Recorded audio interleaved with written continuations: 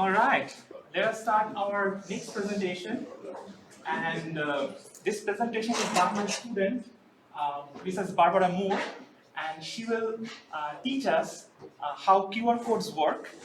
And Barbara took my classes. For example, you took CS 315 and CS 230 with me, and this semester she is taking my CS 232, which is Java.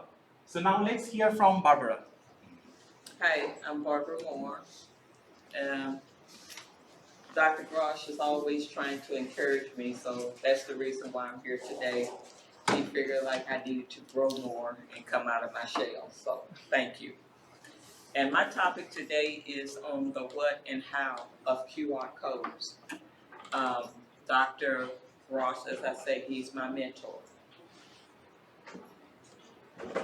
Okay, this is a little quick introduction about the QR code. I give the definition of the QR stands for quick response, and it's a code that is a type 2D barcode that can be scanned using a smartphone camera to access your information from the website. This was first invented by the Japanese company called the Denson Wave, and they did that because they wanted to track their inventory, their vehicle parts and inventory. And now today, a variety of industries are using these QR codes. They use to store information such as your website, your URL, your website, your contact information, and also coupon codes, whatever you want to use this for. If you do a business and do business cards, it also store that information as well. Some of them call them V cards. And you can also customize it to fit your use for it. You can use color, logos, and different designs. And what I like about it is because you can use it either on or offline to access your information. Okay, how QR code works is an encoding. It is created by converting data into the metrics of black and white squares, and this data is organized to transform into binary code. As you can see here, and it's also a reader, and it reads your camera and your software. As you can see right here in the top right-hand corner, I have a 0 and a 1. The white space represents the 0. The black space represents the 1. I have an alphanumeric character code, which is A. The code is 10. You have B. The code is 11. You have C. The code is 12. This code has been transformed into binary, which is ones and zeros.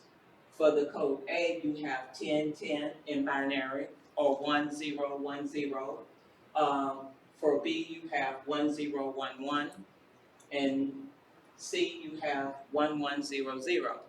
And if you look at the little square there, the 1 represents the black, the 0 represents the white, and then the 1 represents the black again, and the 0 represents the white.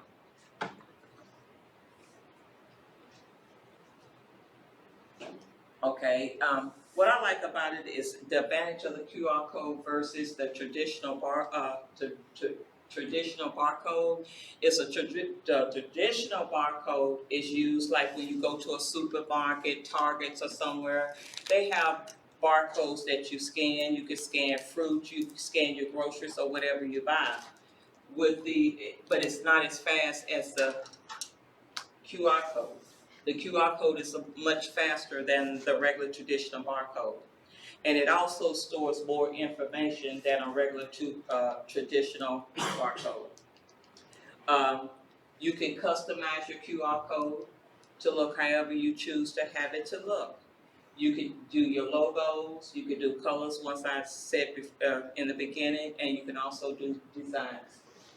And it makes it look more appealing, more, some people like color, some people doesn't like color, some people try to keep it traditional. So, and like I said in the beginning, you can access your information whether you're online or offline. These are different types of QR code applications, which you see here. You have pharmacy, insurance, medical, manufacturing, engineering, and finance. You also have people that uses these codes for businesses. You can create your own business cards. You can do social media. Um, everything is basically going to QR cards if you really think about it. Okay, you can also create, there's different types of code generators out there, and this is one that I basically looked at. When you go, it gives you a list of information that you can look at. Like if you want to create a website, it gives you it says web page. If you want to create a social media page, then you have a place where it'll take you step by step of creating your pages. For instance, I looked at the website, and when you go to the website, when you click on it, then it'll ask you for your website address or your URL. Once you got that, then it asks you for your contact information, and then it generates a V card which stores your information. Okay, and because I like programming, I've also did a short programming in Python, as you can see there. The first code line, you add a QR code to your library, because you have to have a library in order to do the code. And then we basically enter a word, which is you're asking the user to get the information, put in information. Then you have your QR code file name, which you have to name your file. So if you ever want to go back and access it and put more information in it, then you can pull that file back up. You also, this is where the next line is where you create your code of how you want it to look, what you want in it, what you don't want in it, for instance. And then you save your file. Once you save your file, you can always go back and add to it or take from it or modify it or do whatever you choose to do. And then you check your folder to get the code. Okay, scanning QR code. Okay, for instance, let me go back. Can somebody scan this code for me, please? Would you like to scan that code and tell me what it says?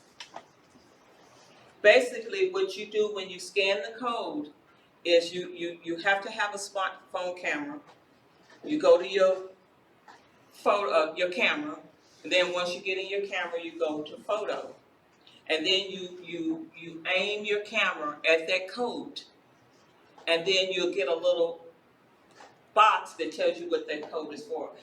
Can anybody tell me what that code says? It says the one have QR codes. Welcome to my presentation. Okay, see, that's basically how it works. So go back to just what happened of what you just said there. You can do it if you want to do a business card, or if you want to use it for your business, or if you want to create a web page. And just say, for instance, if you create a web page, all you have to do is have that code, and that code would take you directly to that web page that you created.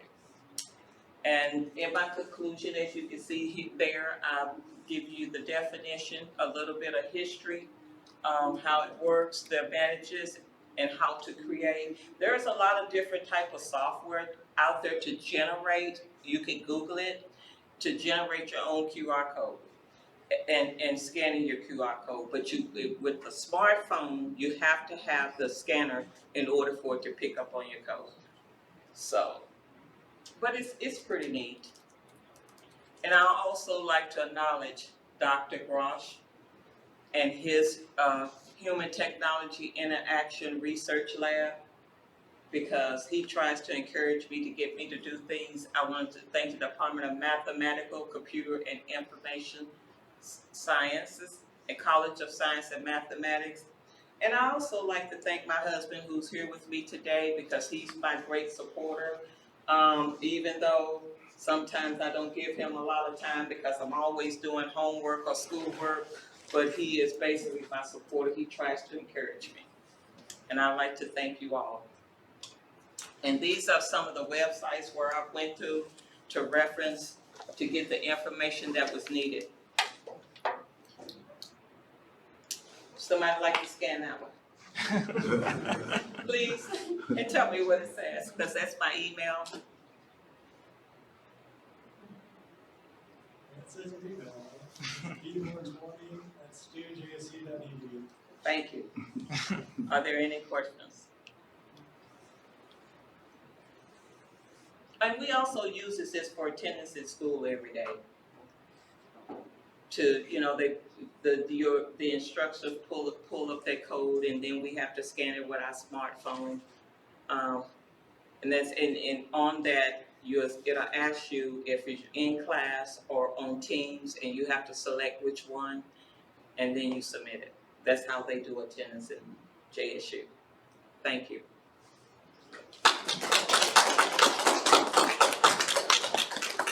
Any questions for Mrs. Moore?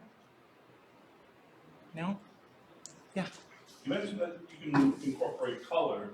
Does that mean you can store more data if you're using color, or would the scanner actually see color in a QR code, or is it still binary? Okay, so what happens is one side, you've got the square box, and then there's one side, but the colors, it depends on where you put it, if you use it for data or if you, yeah.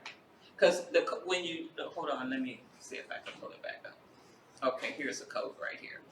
Okay, it reads, it starts right here in the right-hand corner, and it goes up, and it curves around like this.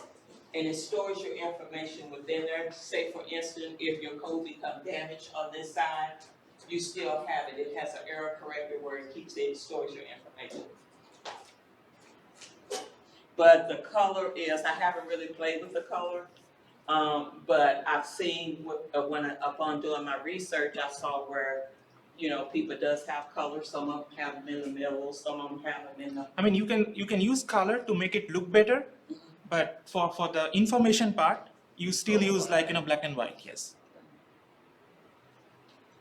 Any more question? No? All right. So let's thank our speaker.